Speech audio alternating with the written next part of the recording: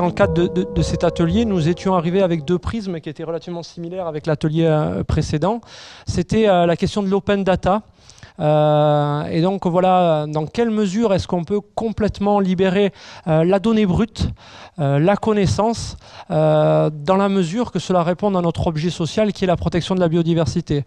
Dit différemment, est-ce que libérer complètement la donnée brute ou la connaissance ne peut pas, dans certains cas, au contraire, desservir la protection de la biodiversité? Donc ça, c'était le premier champ dans lequel nous avions proposé d'intervenir dans les ateliers qui ont été agglutinés après dans ces deux ateliers. Et le deuxième aussi, c'était la valeur que nous donnons à une donnée, la donnée qui est citoyenne, qui est par, j'aurais envie de dire, nature un petit peu commune à tout un chacun, une donnée qui est opportuniste et qui s'opposerait à une donnée qui est protocolée, scientifique et qui, elle, peut faire l'objet d'une contractualisation, etc., dans le cadre voilà, d'un marché ou d'un projet ou d'un programme particulier. La donnée opportuniste, citoyenne, elle est diffusée librement et elle tombe presque immédiatement dans le champ des communs. Donc voilà, nous, c'était un petit peu les deux approches que nous souhaitions aborder aujourd'hui, et en tout cas dans le cadre de ces assises.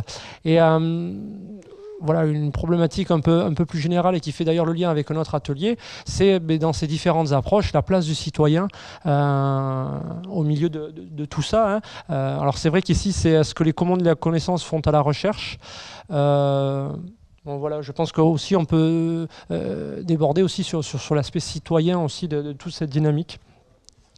Donc voilà, pour devenir un peu plus concret sur ces questions-là, il faudra m'arrêter dès que vous jugez nécessaire. Hein. D'accord. Voilà, les questions qu'on se posait, c'est que c'est vrai que vis-à-vis du commun, la donnée qui tombe dans le champ du commun, l'open data, pour nous, c'est l'une des plus merveilleuses façons de libérer la donnée et lui permettre de rentrer dans le champ des communs, d'être exploitable par tous, dans toutes les situations, de tous les cadres, en tout cas théoriquement. Nous, au niveau environnemental, on s'est posé certaines questions par rapport à ça.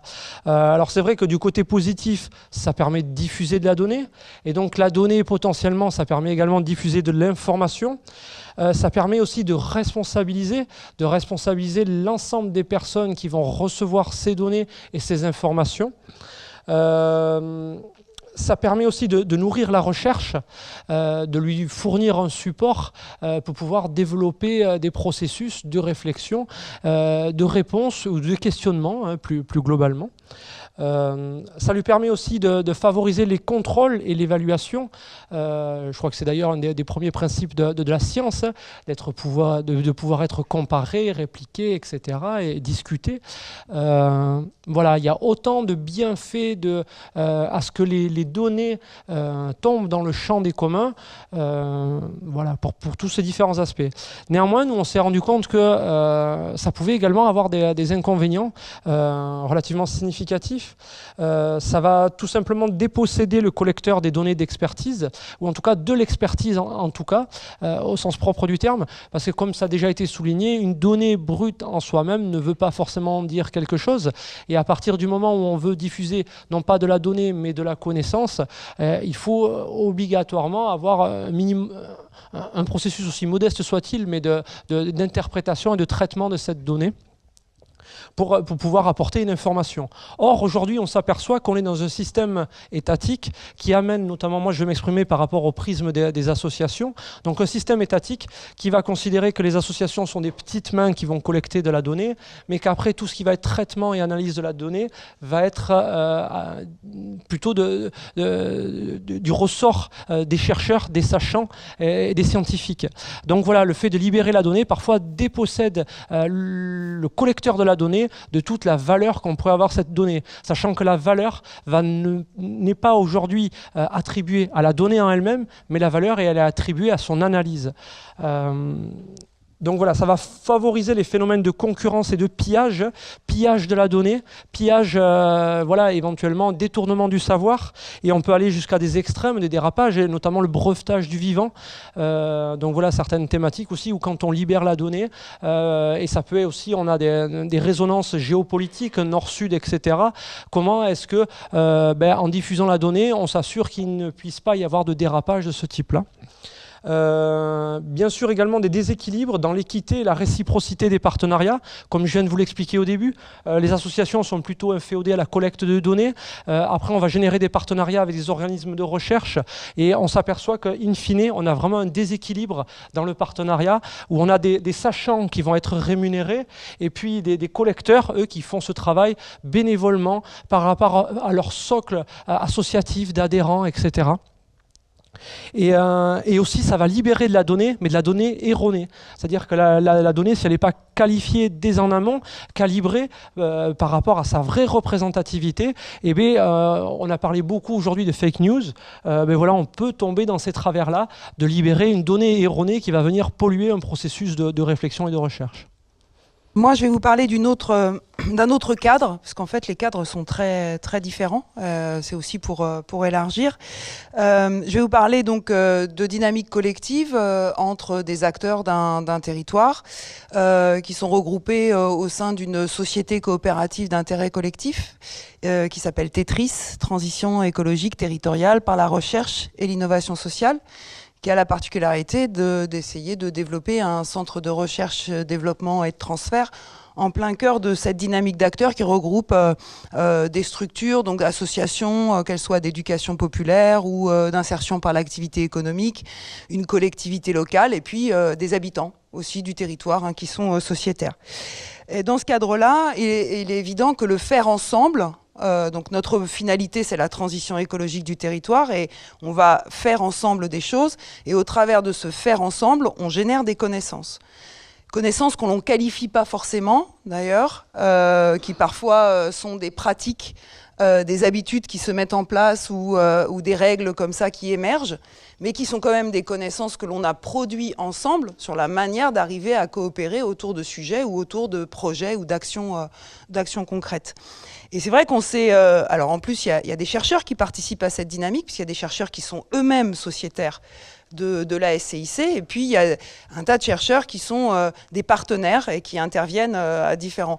Et le statut de cette connaissance générée et créée en commun, qui peut l'utiliser ?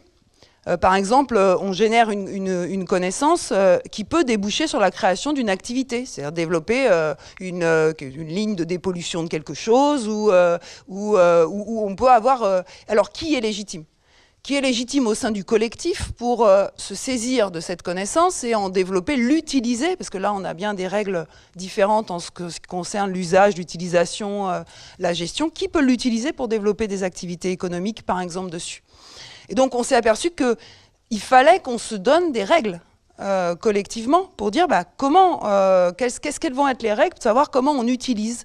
Alors, on s'est dit, par exemple, la priorité, c'est quand une connaissance comme ça est générée par le collectif, la priorité, c'est de voir si une des structures du collectif peut s'en saisir pour développer quelque chose qui correspond à la finalité que tout le monde voulait y mettre. Voilà. Si oui, alors à ce moment-là, elle est peut-être légitime pour développer ça.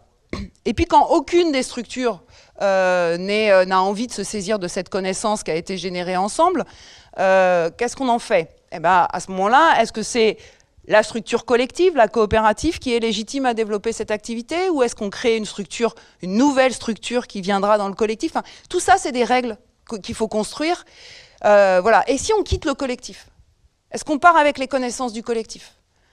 Vu que ce sont des connaissances générées en commun. Et puis après, il y a d'autres types de connaissances. On s'est aperçu qu'en fait, elles n'étaient utilisables par personne, individuellement, mais qu'on était capable de les utiliser uniquement quand on était en collectif. Et là, on se retrouve devant d'autres problèmes. Quelles sont les règles pour des choses qui sont inappropriables individuellement par chacune des structures, mais qui n'existent, ces connaissances n'existent que, souvent des connaissances pratiques, elles n'existent que parce qu'on les fait ensemble.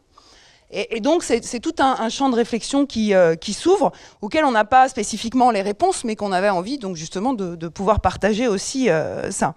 Le deuxième cas, c'est qu'on s'aperçoit bien que c'est dans le partage de connaissances, qu'elles soient internes, qu'on ait générées ensemble, ou qu'éventuellement la recherche apporte pour éclairer ce qu'on fait, qu'il y a aussi la construction d'une culture commune. Ça, c'est l'apport de la recherche sur ce type de dynamique, c'est-à-dire que nous aider à qualifier. Par exemple, on s'est aperçu, on accueille énormément beaucoup de jeunes en service civique. Il y a énormément de jeunes sur Tetris, des bénévoles, des volontaires, etc., des salariés. Et on s'est aperçu que ça générait des choses, des changements dans leur posture, dans leur manière de faire, dans leur manière d'être. Mais on est incapable de qualifier ce qu'on produit collectivement comme changement. Et donc là, on a fait appel à la recherche pour pouvoir qualifier. Donc on a fait appel à des sociologues, etc., pour pouvoir qualifier qu'est-ce qui se passe. Et ça devient ensuite une connaissance qui est partagée et qui sert à faire commun. C'est-à-dire que là, ça soude le collectif, parce que c'est bien ensemble qu'on est capable de produire ces changements et pas individuellement. Mais à chaque fois, on se pose la question, ça génère aussi des conflits. Faut pas se... Voilà, hein, dans toute dynamique collective, il y a aussi des conflits. Et au-delà des conflits matériels qui utilisent le camion à tel moment, voilà, ça c'est pas... voilà, la connaissance et le fait que ça soit souvent un impensé, ce fait qu'on produit ensemble de la connaissance et qu'on ne se pose pas la question des règles et de la propriété de cette connaissance et quelles règles on se donne, on n'est pas obligé de la confier intégralement à un. On peut donner des droits d'usage, d'utilisation, de gestion qui sont différents. C'est une des sources des conflits les plus profonds dans les dynamiques collectives, ce fait que l'on ne pose pas la question de à qui pose qui. Enfin, qu'est-ce qu'on fait des connaissances que l'on génère en commun et qui font le commun qu'on essaye de créer aussi. Voilà, donc c'était un éclairage de vécu sur le terrain, sur le fait que connaissances et communs sont souvent liés quand même. Bonjour à tous. Donc, moi, je suis Muriel Mambrini. Je dirige l'Institut des hautes études pour la science et la technologie. Lucille Grasset, qui est ici présente, et directrice adjointe de cet institut, est plus particulièrement investie dans le partenariat que nous avons avec Alice. C'est un établissement public administratif où, finalement, nous jouons de cette structure pour pouvoir proposer un lieu commun où penser ensemble et œuvrer dans un espace entre la science et la société. Donc l'IHEST a pour mission de former des décideurs, donc on mise sur les femmes et les hommes, à s'approprier ou à mieux appréhender la culture scientifique et à mobiliser la démarche scientifique dans les initiatives qu'ils pourront prendre sur la suite dans cet espace science-société. Donc quels sont les principes de fonctionnement ? Eh bien, ils sont de faire un travail en commun, c'est-à-dire que les promotions de l'IHEST ont en leur sein tous ceux qui font finalement l'écosystème de l'innovation que je prends au sens le plus large du terme et donc viennent se former à l'IHEST ensemble, des chercheurs, des personnes, des organisations non gouvernementales, d'associations, des artistes, des hommes et des femmes politiques, des journalistes. Et plus on a de diversité dans nos promotions, mieux on est. Et notre manière de les former, d'organiser cette session de formation est premièrement de mobiliser un éventail de connaissances le plus large qui soit sur un sujet commun. Et simultanément d'engager des travaux collaboratifs et sur justement d'autres objets qui pourraient être communs, ou des objets en émergence, ou des objets de sciences et technologies en émergence. Et donc dans cet institut, les personnes qui s'engagent à devenir auditeurs ou auditrices passent 34 jours d'une année ensemble à travailler ainsi. Et donc, ce que je veux dire là, c'est que finalement, l'État mise sur les femmes et les hommes sans demander, par l'IHEST, sans demander en retour un résultat immédiat, pour que dans cet espace science-société, des initiatives se passent et pour que les uns et les autres sachent que dans cet espace-là, eh bien, il y a un nombre d'acteurs d'une grande diversité avec lesquels il est réellement possible de faire un travail en commun et de partager des modes d'échange en dehors de tout objet précis, spécifique de retour sur investissement, je dirais. Et donc, par rapport à cette expérience-là et aux questions qui sont posées, il y avait 2 questions qui étaient production et gestion des connaissances d'une part, et qu'est-ce qui fait commun dans la connaissance? Eh bien, en fait, il me semble, si je regarde le parcours que suivent les auditeurs et les auditrices de l'IHEST, que initialement, nous, notre travail, c'est vraiment d'aller mettre en jeu la plus grande diversité de connaissances sur un sujet et de savoir un peu gérer cette mise en jeu. Et que, dans un premier temps, en fait, les auditeurs prennent, reçoivent, commencent à gérer en commun et ensuite mettent des mots ou mettent des éléments sur ce qui fait aussi commun dans cette connaissance. Et c'est ça qui est plutôt intéressant. Et donc, je prends pour exemple le cycle de cette année qui avait pour thème la connaissance comme bien commun, valeur des sciences et des technologies. Eh bien, en fait, nos auditeurs ont vraiment, pendant 34 jours, fait un travail pour pouvoir aller poser des mots et un paysage sur ce qui fait ce bien commun. Et c'était plutôt intéressant puisque, en fait, quand on regarde le commun des connaissances, eh bien, on y trouve l'homme. Et on y trouve les valeurs de l'homme et les valeurs communes et les valeurs qui font aussi société. Et donc du coup, le travail qu'ils ont réalisé sur des objets techniques ou technologiques sur lesquels il fallait imaginer un processus de travail et un processus de traitement de ces nouveaux objets, eh bien la question du bien commun et du retour sur le bien commun devenait assez naturelle. Donc évidemment, ça produit aussi des transformations qui sont difficilement caractérisables, qui sont difficilement traçables.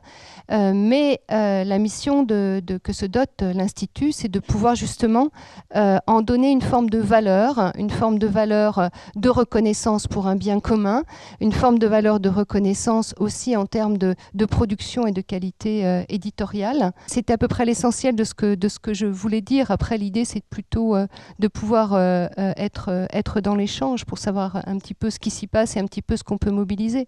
Mais en tous les cas, ce sont des propositions qui sont faites et qui sont faites depuis 11 ans déjà maintenant qu'existe l'Institut pour pouvoir faire en sorte que eh bien, à la fois on soit plus habitué à mobiliser un éventail de connaissances relativement large et également que l'on sache comment ces connaissances se mobilisent, peuvent varier aussi en fonction du contexte et peuvent varier en fonction des acteurs.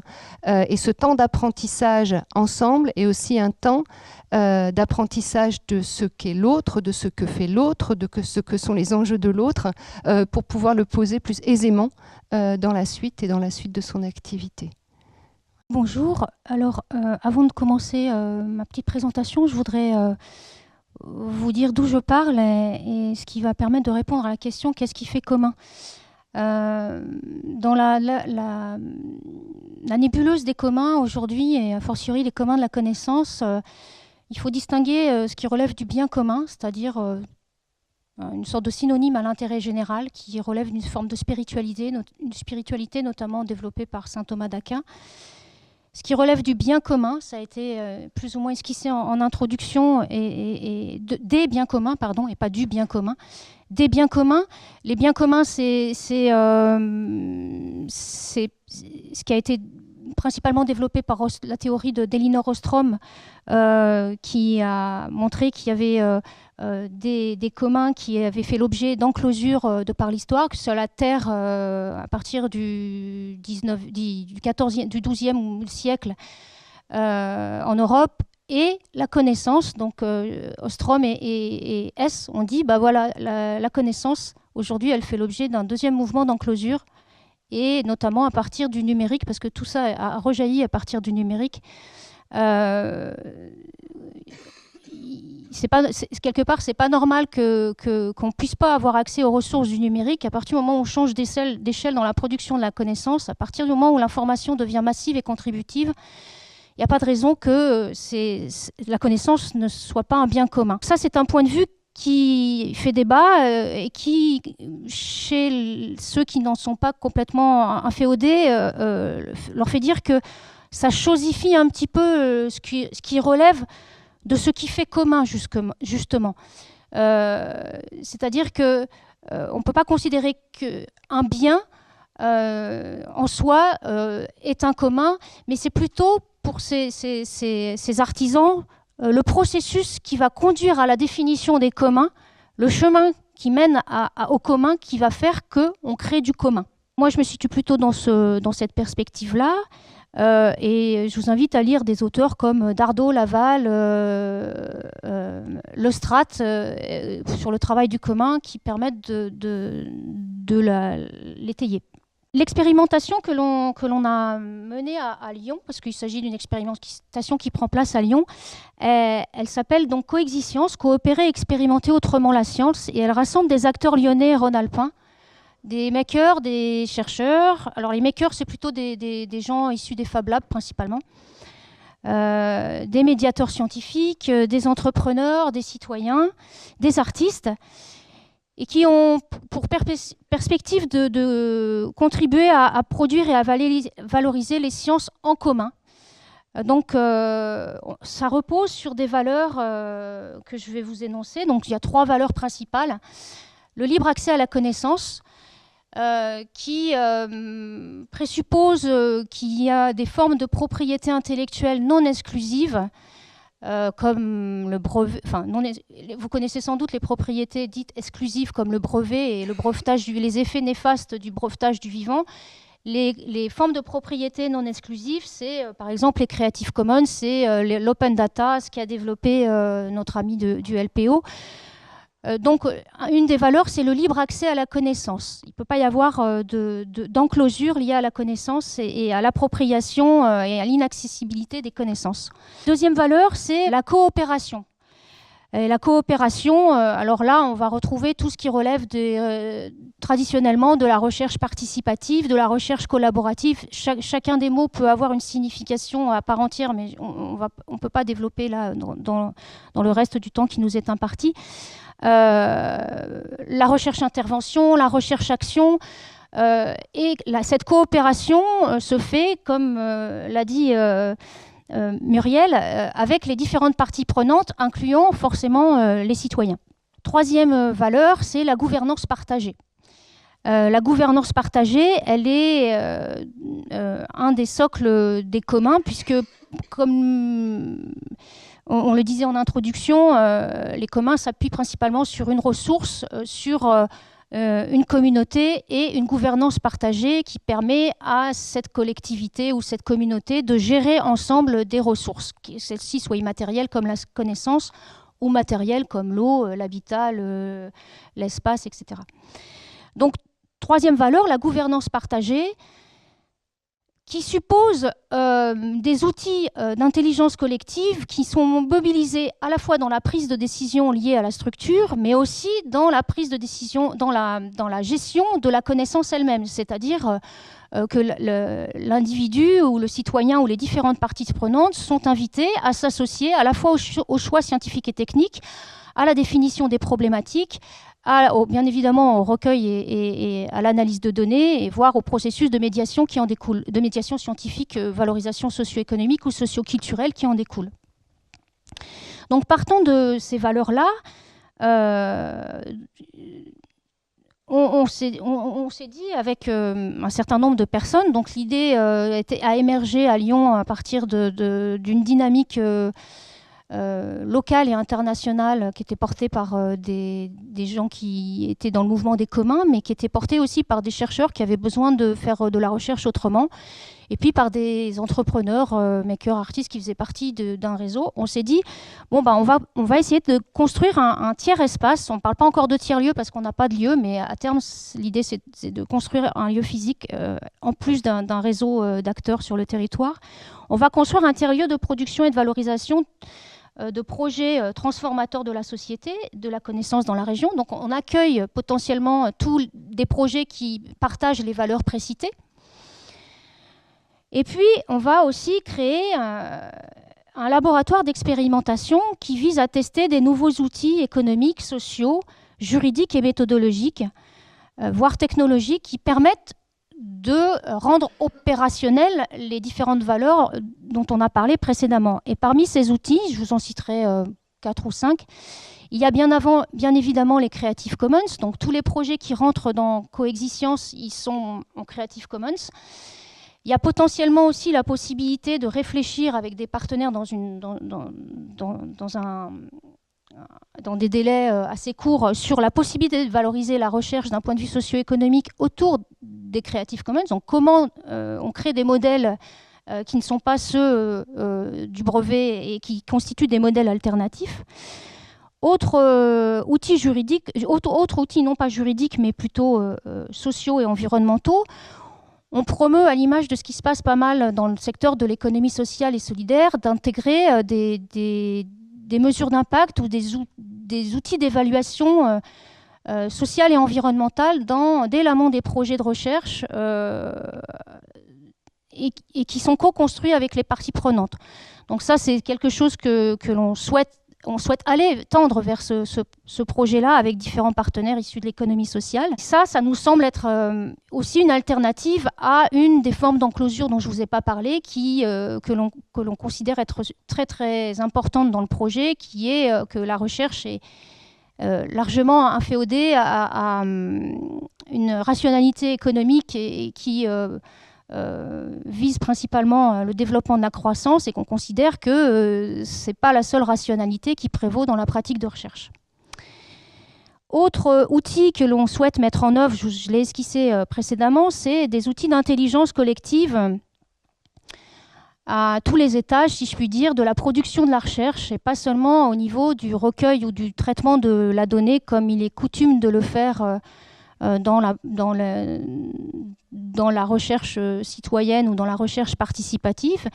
Donc là, on s'appuie aussi sur des expérimentations qui ont été faites par ailleurs, par exemple à Sciences Citoyennes sur les conventions de citoyens, différentes expérimentations. Et l'idée, c'est de produire des recherches, comme là, on a déposé un projet, par exemple, et construire une problématique de recherche avec des partenaires et des citoyens sur la question de l'habitat et de l'énergie. Il y en a un quatrième dont je vous parlerai peut-être en off, c'est intégrer une valeur contributive à la contribution, qui permet d'éviter de capter la valeur d'usage du citoyen ou des parties prenantes à des fins strictement mercantiles. Et Coexistence, ça veut être aussi une structure de réflexion donc qui découle de ces différents aspects, une structure de réflexion, de conseil et de formation afin d'aider les entreprises, les institutions, les territoires et les individus à anticiper, à construire et à valoriser des usages alternatifs de la recherche et de l'innovation. Donc on est tout nouveau. On s'est constitué en une association de préfiguration en décembre 2016. On est soutenu par l'incubateur d'innovation sociale en Rhône-Alpes qui s'appelle Alterancube. Et donc la structure regroupe actuellement une équipe projet de dizaines de personnes, un collectif de soutien de 120 personnes à peu près, 110 à 120 personnes. Et aujourd'hui, on a bien conscience de vouloir construire en quelque sorte un Concorde avec un tournevis, mais c'est pas grave, on avance et on pense que de fil en aiguille, grâce à des réseaux qu'on va pouvoir constituer aux assises et ailleurs à l'échelle du territoire, on va pouvoir apporter de l'eau au moulin des communs de la connaissance. Merci. Donc maintenant, on va rentrer à partir de ces 4 présentations, 4 entrées complètement différentes dans ces 2 questions. Juste par rapport à ce qui est ressorti de là, il y a la question de l'ouverture qui est posée aussi bien par Nicolas que par Claire, où Coexistence affirme le libre accès à la connaissance. Et puis, il y a aussi la question qui est ressortie par rapport aux travaux de l'ISTS, c'est aussi, est-ce que quand on partage une connaissance en commun, est-ce que ça ne crée pas d'autres frontières excluantes? Le fait d'avoir une connaissance qu'on partage à un petit nombre, ou ceux qui se sont appropriés cette connaissance, est-ce que c'est pas la création de nouvelles frontières? Et ça, c'est une question qu'on trouve dans les communs en général. Est-ce que les communs, c'est l'ouverture totale? Ou est-ce que les communs, c'est la création de communautés et donc d'exclusion de ceux qui sont en dehors de la communauté? Et je crois que dans les communs de la connaissance, il y a aussi cet enjeu, en général, entre inclusion et exclusion. Et est-ce que le fait de générer des connaissances en commun n'est pas un moyen aussi de recréer des exclusions par rapport à ceux qui n'ont pas participé et qui n'y ont pas accès? Donc c'est toujours tout ça. Des réactions, des envies de partager une expérience Bonjour, Je voudrais d'abord rebondir sur le premier exposé pour ajouter une toute petite chose. Vous avez parlé du pillage, mais il faut envisager le pillage des sites. C'est-à-dire que le danger de l'open data intégral, imaginons par exemple, je parle en tant qu'association, nous participons à une cartographie fine, par exemple des ressources floristiques de l'Hérault. Si nous donnons exactement les points GPS de telle et telle, par exemple, orchidées sauvages qui peuvent être par ailleurs protégées, il semble évident que ce site risque d'être pillé par des collectionneurs qui ne se gêneront pas pour aller les chercher, les mettre dans leur herbier, etc. Donc il y a une limite peut-être là dans le partage intégral de la connaissance. C'est particulièrement intéressant votre exemple parce que c'est toute la difficulté dans le positionnement du curseur de transmettre une information comme quoi à cet endroit il y a une espèce à protéger et en même temps de ne pas trop la divulguer pour pas que ça génère à contrario un pillage de la ressource à l'échelon local. Pourtant il faut quand même diffuser cette information. Il faut que la communauté puisse avoir accès à cette information dans le cadre des activités qu'elle va développer sur ce territoire. Et je voulais ajouter autre chose, c'est qu'on a parlé de l'exclusion. C'est vrai que les communs peut-être recréent des exclusions, mais en fait, ils font quand même reculer en étendant... voilà. Et puis, ce qu'il faudrait peut-être aussi envisager, puisque science, société, c'est au pluriel, suivant la nature de la science qui est envisagée, évidemment, il est beaucoup plus ou moins facile d'organiser ça. Imaginez par exemple les mathématiques, comment organiser une connaissance mathématique partagée.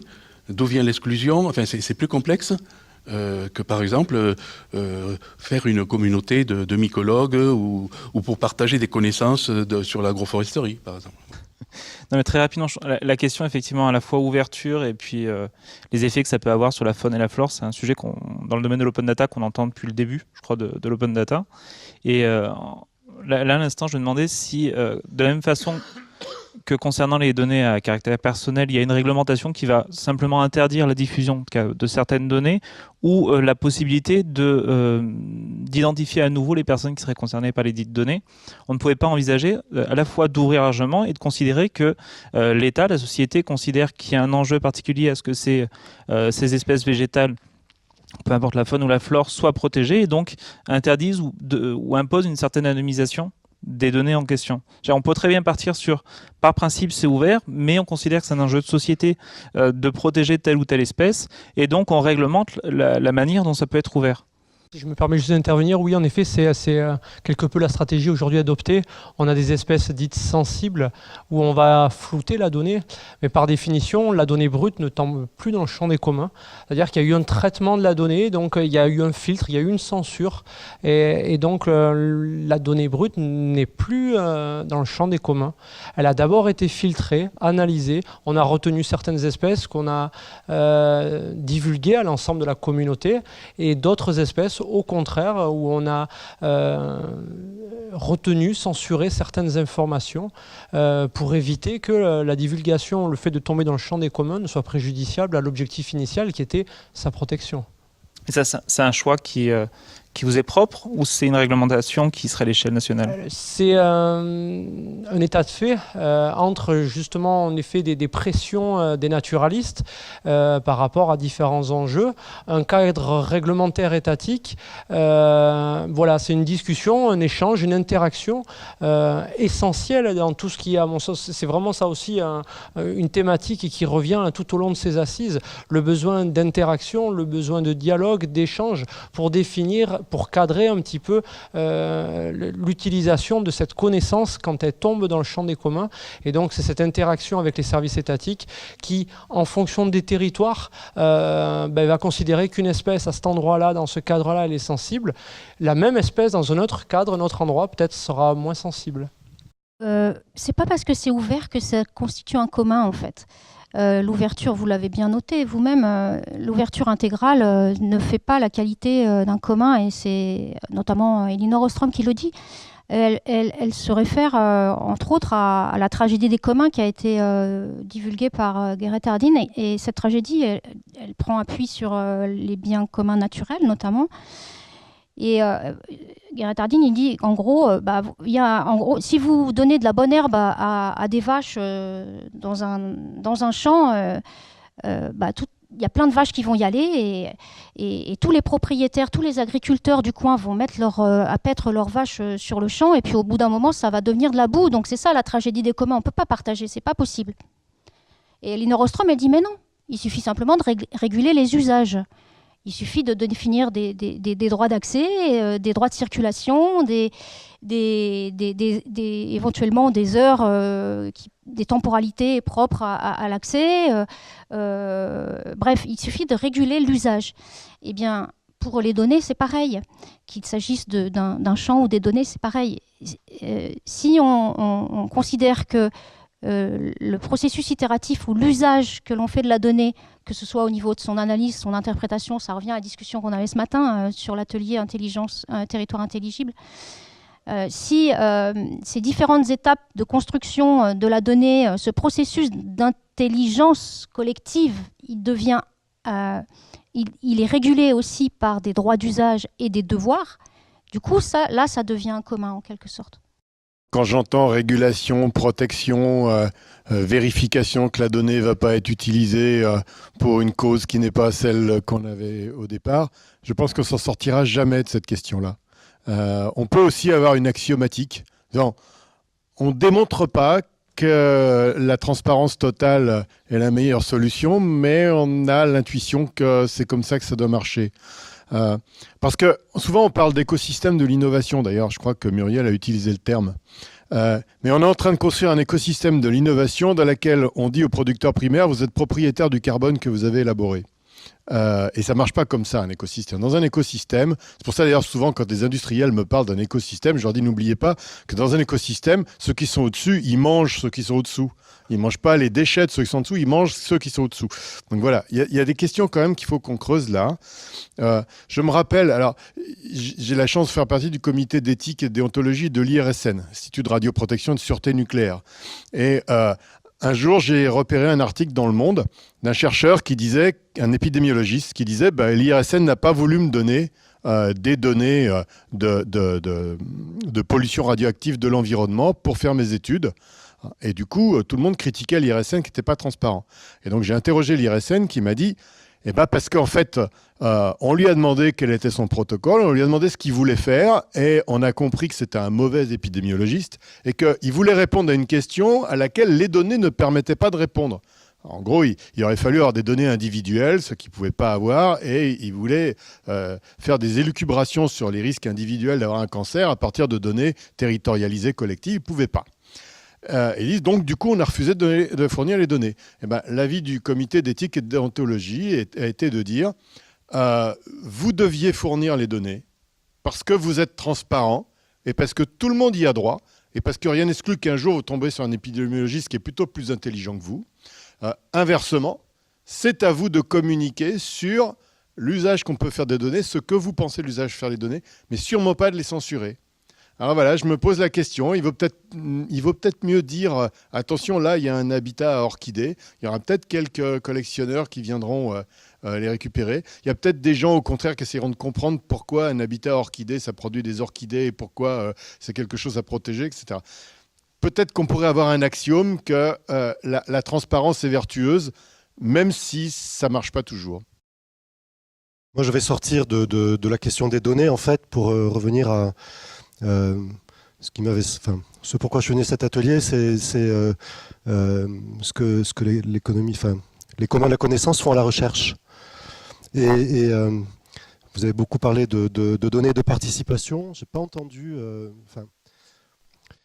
Les communs de la connaissance, et on en parle parce qu'on rentre dans une économie de la connaissance, qu'on considère que c'est une forme de nouvelle révolution. Et là-dedans, il reste malgré tout beaucoup de personnes sur le bord de la route. Et quand on parle de participation, j'ai pas entendu depuis le début de ces 3 jours une qualification de la participation, en fait. Voilà. Comme si on était dans un contexte où tout le monde peut participer. Comme si les capacités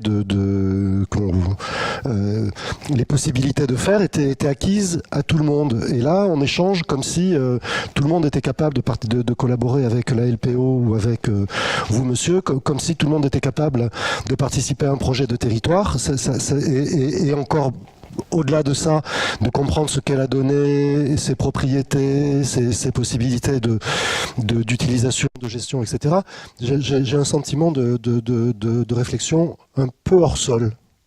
C'est pas une réponse parce que ça n'appelait pas de réponse, ça appelait un point de vigilance. Ça appelait un point de vigilance.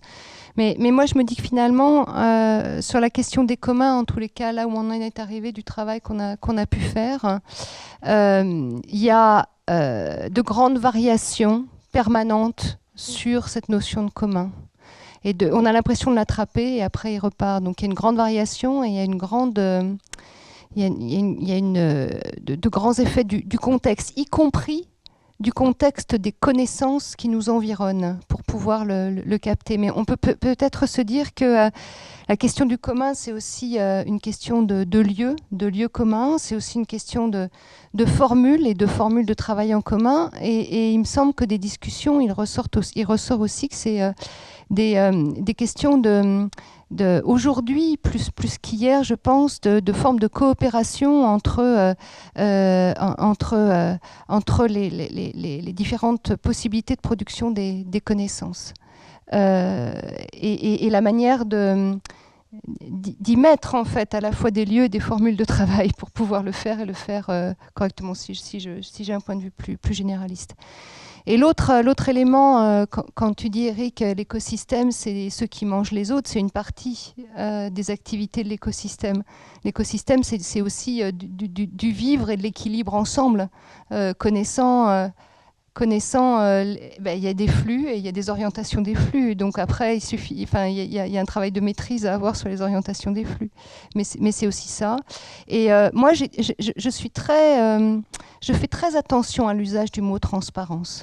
Parce que vous voyez, transparence, on a une vie transparente, il n'y a pas grand-chose à l'intérieur en termes de matière et de matériaux. On l'utilise parfois très vite sur le fait qu'il faut être transparent, alors qu'il y a un processus de réflexion à avoir et de la matière sans doute, de connaissances et de savoir à mettre à l'intérieur pour partager en fait. Par rapport au ressenti qui a été exprimé, c'est vrai que qu'est-ce que font les communs de la connaissance à la recherche ? On a tourné autour sur plein d'ateliers, en tout cas ceux auxquels j'ai assisté. Effectivement, à partir du moment où on pose que le principe du commun peut, avec toutes ces difficultés d'appréhension, avec le risque aussi de recréer de l'exclusion, et donc le questionnement démocratique que pose aussi la réflexion sur les communs, parce que les communs ne sont pas par définition démocratiques. Ils peuvent avoir des règles de gouvernance qui sont parfaitement hiérarchiques à l'intérieur. Il peut y avoir un chef qui décide de qui fait quoi. On a décidé ensemble des règles. Il n'y a rien qui dit qu'on va décider de règles démocratiques dans un commun.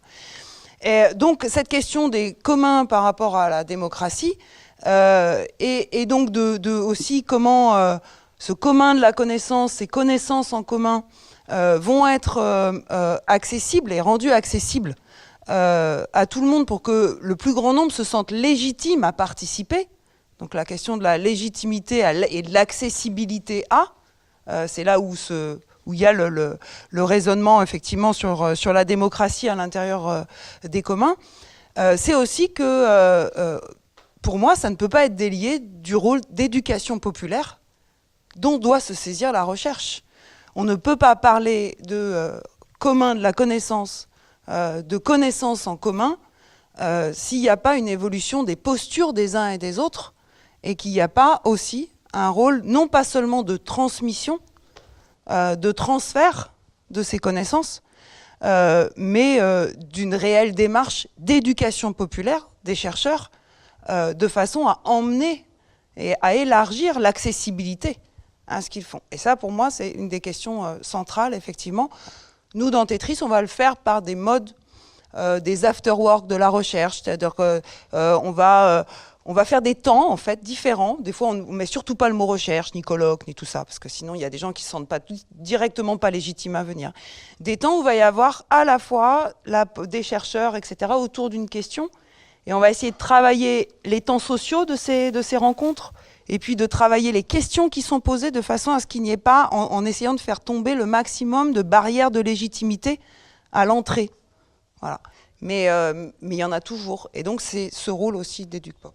Juste sur la question, ce que font les communs de la connaissance à la recherche, il me semble quand même que ce qu'ils font de plus par rapport à ce qu'on faisait avant, c'est qu'ils permettent de rendre plus accessible et plus appropriable la connaissance auprès du plus grand nombre. Alors, évidemment, ça peut être considéré comme une incantation, ce que je dis.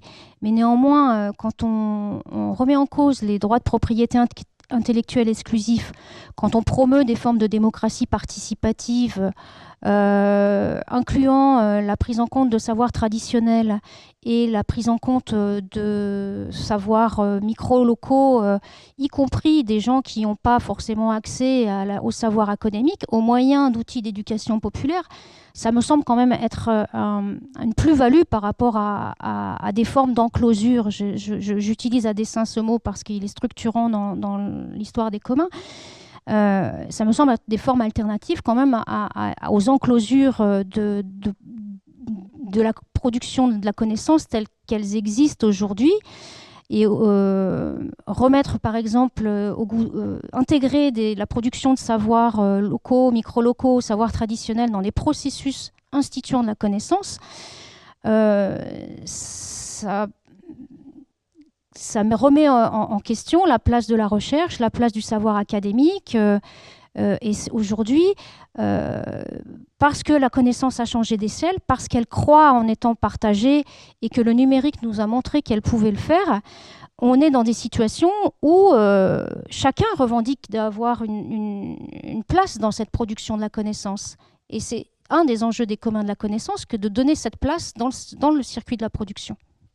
C'est que j'ai l'impression qu'il y a quand même deux problèmes. Le premier, c'est sur la production de connaissances et ce qu'on fait de cette connaissance, sa diffusion, etc. Et ça, j'ai envie de dire que d'une certaine façon, ce que vous exprimez ressemble beaucoup à tout un tas de problèmes qui sont dans le champ scientifique classique et tel qu'il est défini par excellence. On a ce même type de problème d'enclosure, on a ce même type de problème en particulier de savoir s'il faut diffuser ou pas tout de suite ou s'il faut retenir. On a ce problème de prédation potentielle, enfin on a toutes ces questions. Et il y a quand même un concept qui a émergé et qui est celui de co-compétition, et qui est un concept intéressant, parce qu'il repose sur les normes qui structurent notre champ, et qui d'une certaine façon ne sont pas très lointaines de celles que vous évoquez, qui sont les normes mertoniennes, et qui consistent à dire que dans ce cadre, nous avons une obligation de communalisme, nous sommes dans l'obligation de donner la totalité de nos connaissances à la totalité des gens autour de nous, sachant qu'on perd immédiatement notre avantage spécifique. Si moi j'ai établi un protocole et que je le rends public, tout le monde peut s'en servir, donc mon avantage est grignoté. Mais que pour ça, il y a un travail en permanence où je suis simultanément compétiteur des autres et coopérateur des autres, avec des phases de mise en coopération. Je veux dire, mon chef a des tas de compétiteurs extrêmement sérieux, ça ne l'empêche pas de passer de temps en temps un coup de fil en disant « Tiens, il faut peut-être qu'on réfléchisse sur tel problème parce qu'on ne sait pas le résoudre, est-ce que tu peux nous aider ?» quitte à redevenir compétiteur l'instant d'après. Et le deuxième problème que vous semblez poser, mais qui de mon point de vue est différent, et qui est de l'usage politique des connaissances, et comment faire en sorte que l'ensemble de ces connaissances produites puissent conduire à un usage politique qui ne soit pas restreint à un petit nombre de décideurs, mais qui soit accessible à une beaucoup plus grande communauté. Et là, j'ai l'impression qu'il y a une forme de tension entre ces deux questions qui sont... Parce que d'une certaine façon, je pourrais vous dire, dans le champ de la connaissance tel que nous on la pratique, on rend tout public, tout est totalement accessible. Bon, vous me direz, il faut être capable de lire un article scientifique, ce qui n'est pas donné à, etc., etc. Ce qui veut dire qu'il y a un travail de capacitation des autres acteurs à récupérer ce qu'on fait.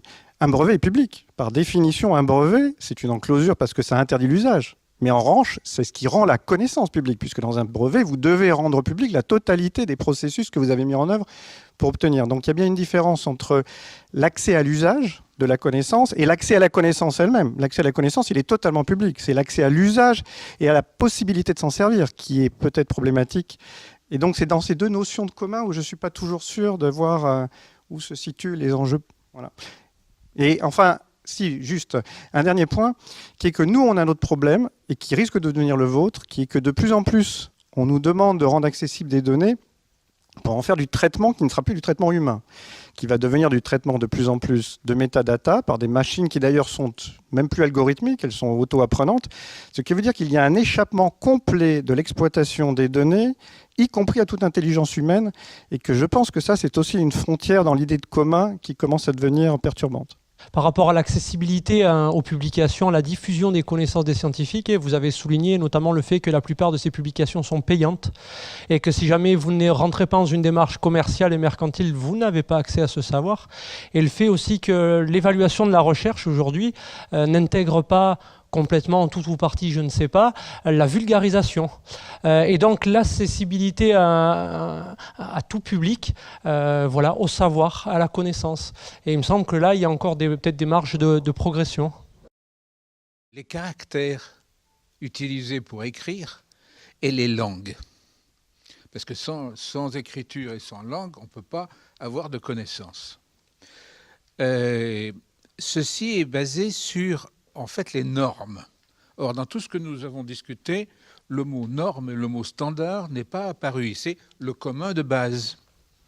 Et ce commun de base qui repose essentiellement sur l'infrastructure de l'ISO correspond à un protocole de débat et d'écriture qui est bien standardisé et qui a ses règles, ses lois, ses bagarres et qui correspond en fait à la guerre intellectuelle actuelle. C'est-à-dire que si je veux pénétrer un marché, je vais utiliser la norme et je vais me défendre par la norme. Et donc toute la recherche ensuite passe par la norme. Or, qu'est-ce qui se passe? Quand actuellement, je suis sur un projet qui consiste à intégrer à l'intérieur du commun qu'est l'Internet, à intégrer la connaissance des caractères et des langues. C'est-à-dire simplement à dire le code Unicode ou ISO 600, je ne sais plus combien, de tel caractère, ça veut dire ça. Qu'est-ce que c'est difficile d'obtenir la table qui donne le code point et la description du caractère. Il y a un caractère qui me plaît énormément en chinois, je ne sais plus quel numéro, mais qui veut dire la voiture d'une dame élégante.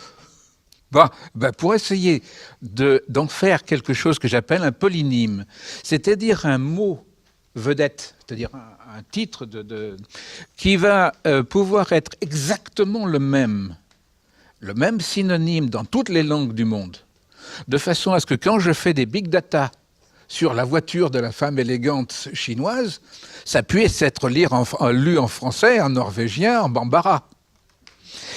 Eh bien ça, c'est pourtant la base du commun. Et ça, il y a beaucoup, beaucoup, beaucoup d'intérêts qui représentent des milliards de dollars qui s'y opposent.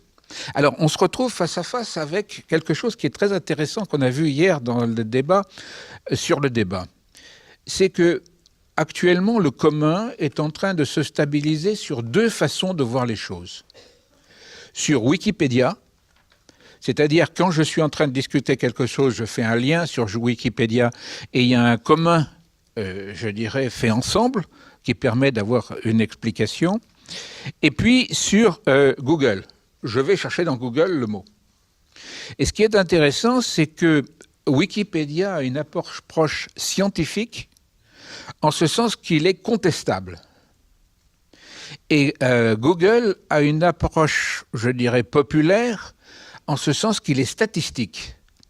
C'est-à-dire que quand un mot est recherché dans Google, on va avoir le mot que la compréhension que l'ensemble du monde statistiquement a majoritairement, et si on va sur Wikipédia ou Wikiversité, on va avoir le nom que la recherche ou que les chercheurs ou que les techniciens vont donner.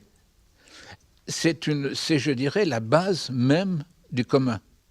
Alors ce que je prépare actuellement, c'est un moyen de pouvoir intégrer la diffusion des communs à travers l'Internet, pour n'importe quoi, hein, la météo, les petites fleurs, je deviens un média des communs.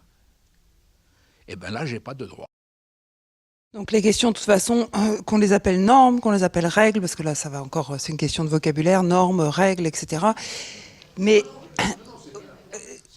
C'est la norme, on est d'accord, mais dans les communs, c'est la question de qui construit la norme qui est discutée, et de la gouvernance autour de la construction des normes. Si les normes sont...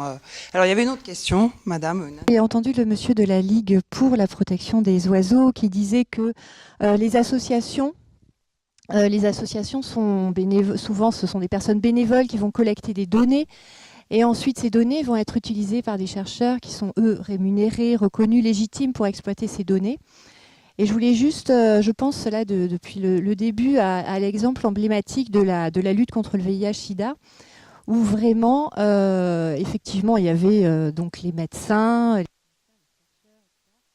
puis à un moment donné, quand même, les associations de patients et les patients eux-mêmes, donc touchés par la maladie, qui se sont mobilisés et qui ont lutté vraiment déjà au départ pour être entendus, ce qui n'était pas évident, par notamment un PUPH qui a toute la légitimité pour parler de la maladie. Voilà, et ils se sont fait entendre, enfin c'est un exemple emblématique.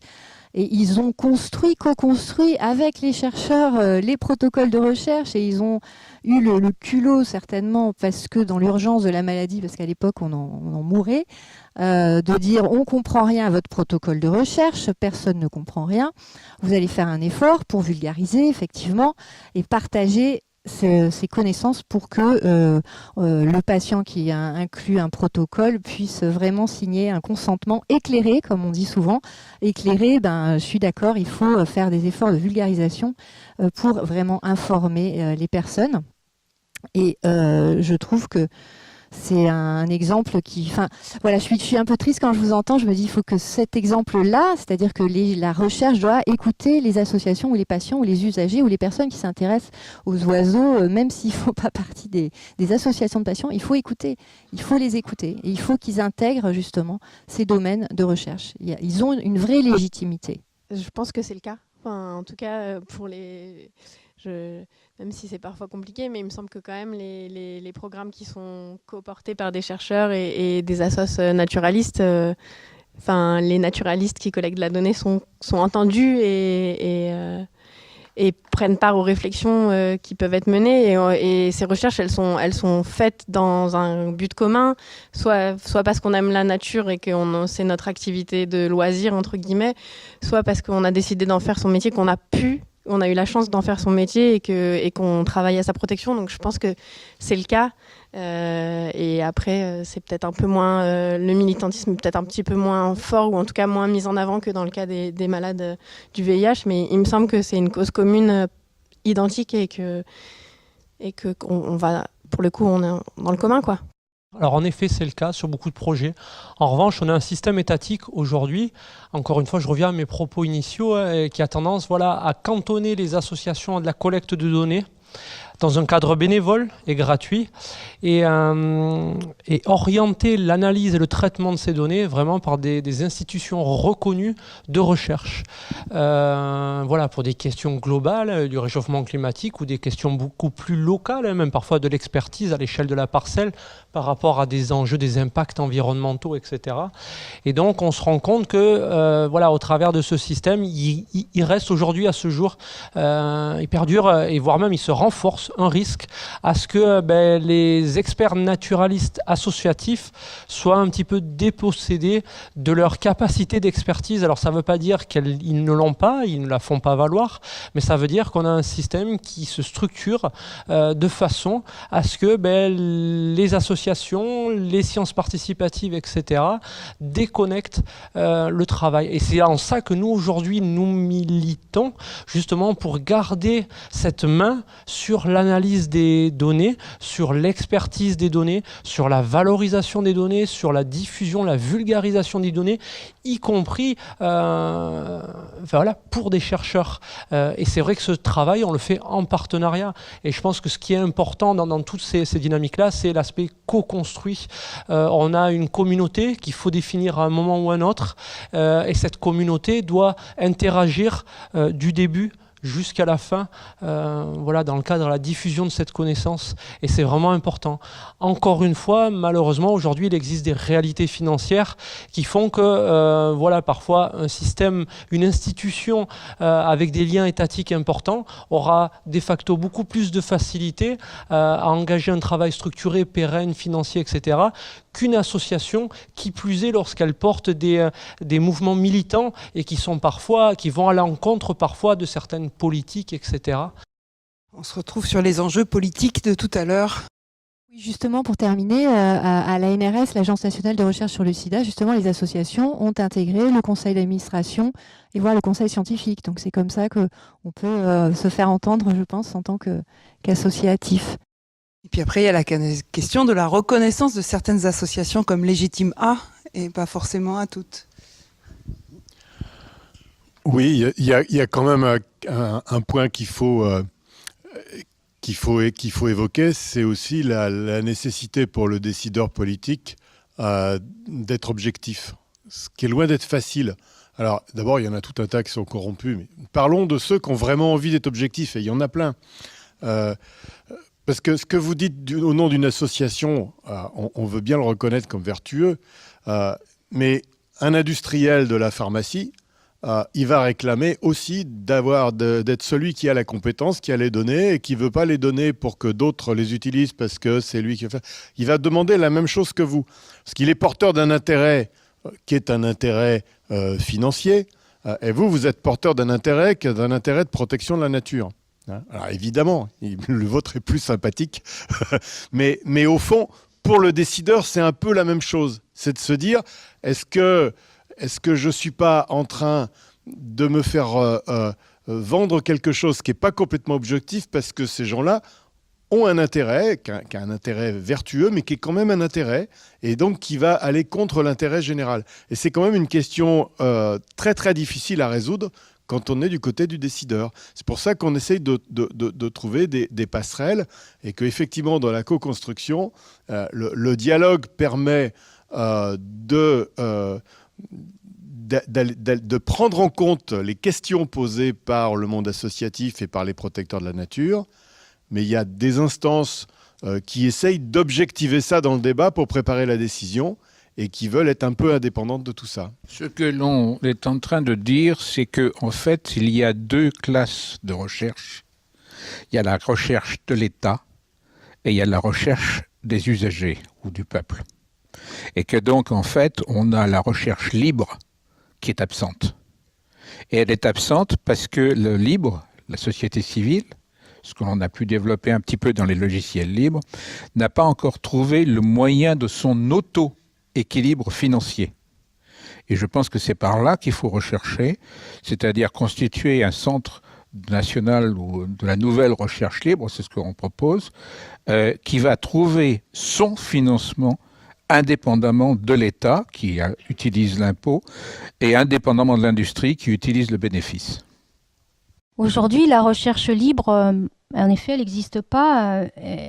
Il y a des tas d'opérateurs qui font de la recherche indépendante, mais les passerelles avec le monde académique, elles sont tenues. Et on ne peut pas faire une recherche soi-disant libre sans faire avec l'État aujourd'hui, parce que la plupart des chercheurs, il y a des transfuges de la recherche académique au monde social, au monde économique, et le lien, il est évident. Enfin, si l'État ne s'accapare pas ces formes de recherche dites libres et n'en fait pas aussi son affaire, ça veut dire que la recherche dite libre va s'autonomiser, va produire des formes de rationalité qui ne seront pas celles du monde académique. Et c'est un peu ce qui est en train de se produire aujourd'hui. Quand on a des représentants de Fab Lab ou de Living Lab qui font fi d'un certain nombre de normes, que ce soit au niveau économique ou au niveau académique, et qui se disent chercheurs, on peut réellement se poser la question de savoir quelle est la légitimité de ces acteurs et des acteurs économiques qui de ces acteurs ou des acteurs académiques est légitime à produire de la connaissance? Est-ce que les épistémologies sont les mêmes dans les Fab Labs, par exemple, ou dans les Living Labs, où on revendique des rationalités qui passent par le faire, qui passent par un processus où il n'y a pas de valorisation du résultat, il n'y a pas de finalité notamment à atteindre nécessairement, mais c'est le processus collaboratif et coopératif qui institue la recherche, et la recherche dite académique qui est très formatée, avec, pardonnez-moi l'expression, mais un sujet, un verbe, un complément, qui accepte très peu de sérendipité, enfin, d'incertitude. C'est des vraies questions aujourd'hui autour de la production de la connaissance qui se posent, et qui se posent d'un point de vue épistémologique, qui se posent aussi d'un point de vue économique. À quelles conditions la recherche académique peut s'approprier ces formes alternatives de recherche? À quelles conditions économiques? Si on ne change pas les modèles économiques aujourd'hui, de valorisation socio-économique, ça ne pourra pas se faire. Si les ponts entre l'économie sociale et solidaire et le monde académique, entre les Fab Labs et les Living Labs citoyens, je ne parle pas des Fab Labs, ceux qui sont portés par des citoyens, si les ponts ne se font pas avec le monde académique, il va y avoir une césure très très forte, et peut-être même sans être paroxystique, peut-être même des luttes de classe qui vont émerger autour de la production de la connaissance. Ce sont des doctrines technologiques qui s'opposent. Et donc, dans la mesure où l'État français, à travers un certain nombre d'institutions et à travers l'Académie, continue une approche technologique américaine, il oublie une approche technologique française d'origine, qui est à la base, et il se trouve confronté aux approches chinoises et aux approches je dirais brésilienne et africaine du Sud. Donc c'est une question de politique nationale, parce que l'Académie est actuellement prise sous contrôle de gourous, de façon de voir, d'une tradition, du fait que c'est comme ça qu'est la culture actuellement. Mais c'est pas la recherche, c'est pas la perfection, c'est pas l'efficacité. Et on est dans un combat qui est politique. On est opposé au point de vue de la technologie et non pas au niveau de l'intérêt intellectuel. Je pense personnellement que la recherche libre technologique aujourd'hui en France est très en avance sur la recherche académique. Mais elle est bloquée parce qu'elle n'a pas les moyens. Oui, j'ai un peu de mal avec les oppositions. Je pense qu'il y a plusieurs éléments. Il y a besoin d'investir également dans de la production plus épistémologique, justement. Parce que des expériences telles que celles que vous avez relatées, qui se trouvent dans un no man's land de valeurs en termes de retour sur l'académie, de retour sur la production scientifique, de retour sur la production politique, on a un travail à instiller là-dedans, et pour lesquels il me semble tout de même que nous avons en France une recherche et des organismes de recherche qui sont soutenus par l'État. C'est pas du tout les mêmes dispositifs qu'ailleurs, et que justement on pourrait peut-être avoir aussi cette demande-là, qui est de produire aussi des cadres conceptuels ad hoc et intéressants pour pouvoir valoriser ce qui sort des productions que vous avez. Parce qu'il y a quand même une particularité dans les communs, c'est que les communs sont aussi, il y a une sorte, ils sont éphémères. Il y a besoin de lieu, il y a besoin de temps, il y a besoin de temps d'appropriation, on investit du temps, et pour autant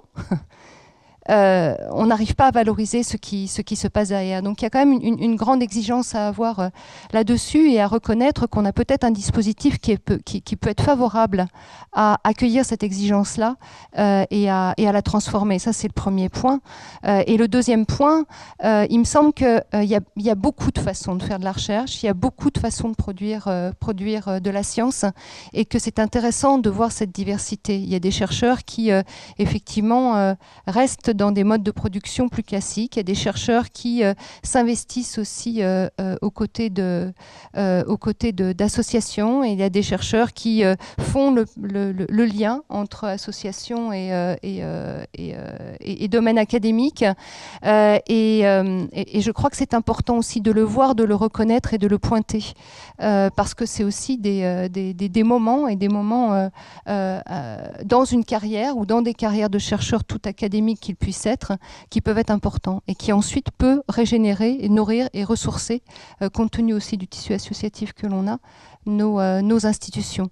Donc j'aurais tendance à pas travailler sur l'opposition, mais à travailler sur les capacités à toujours ressourcer, y compris nos institutions, qui ont aussi un rôle quelque part de garant. Et c'est ce rôle de garant qu'il serait intéressant, en termes de type de production de connaissances aussi, qu'il serait intéressant de au moins travailler aussi.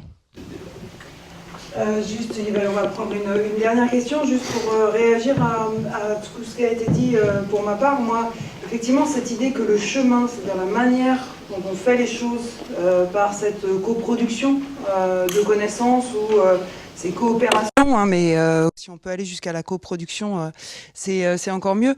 L'idée que le chemin est finalement aussi important que le résultat, et ça engage un autre débat, mais qu'on ne fera pas aujourd'hui, c'est que ça révolutionne complètement aussi la question de l'évaluation. À partir du moment où on ne focalise plus uniquement sur le résultat, mais on se préoccupe aussi du chemin parcouru pour accéder au résultat, et c'est bien ça l'idée de commun, parce que c'est dans un temps long de construction permanente, et le chemin est aussi important que le résultat.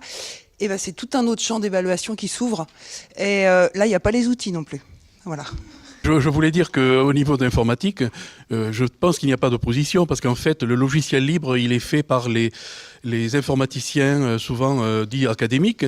Ils le font soit parmi leur temps de travail, soit dans leur temps libre, et dans leurs travaux informatiques, ils utilisent le logiciel libre. Et en fait, le logiciel libre, ça ne signifie qu'une seule chose, c'est que le code n'est pas propriétaire, il est entièrement public, donc il s'apparente en quelque sorte à une sorte de Wikipédia. Tous ceux qui ont la compétence peuvent le regarder, le critiquer, le transformer, le modifier, et donc il n'y a pas un logiciel libre américain qui s'opposerait à un logiciel libre français.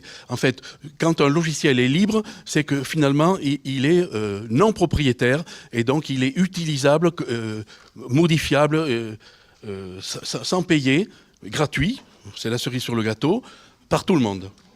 Derrière, il y a un modèle économique, hein.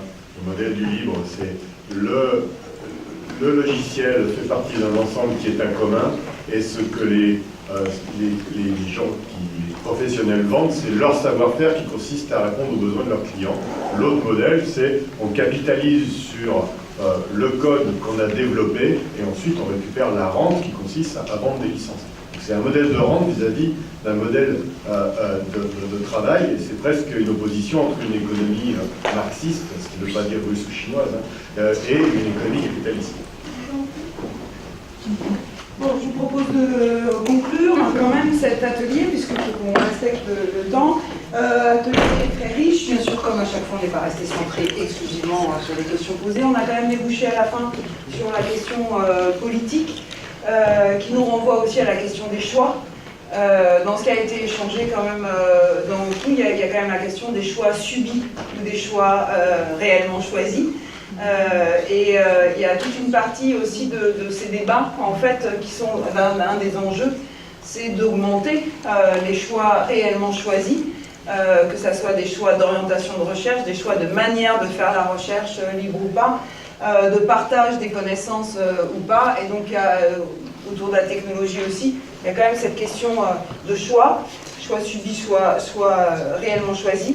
Et je crois qu'il y a un mot qui a été dit au début par Nicolas qui est important, c'est la question de développement d'un sentiment de responsabilité. C'est aussi ce que vous avez dit par rapport à la transparence, monsieur. Un sentiment de responsabilité vis-à-vis, donc collectif, ça sera un autre commun encore plus large à construire. Le sentiment de responsabilité collective vis-à-vis de la recherche, vis-à-vis de la connaissance et de la production. Et peut-être c'est ce sentiment, création d'un sentiment de responsabilité qui permettrait d'aller vers des réels communs de la connaissance ou connaissances générées en commun. Je vous remercie à toutes et tous d'avoir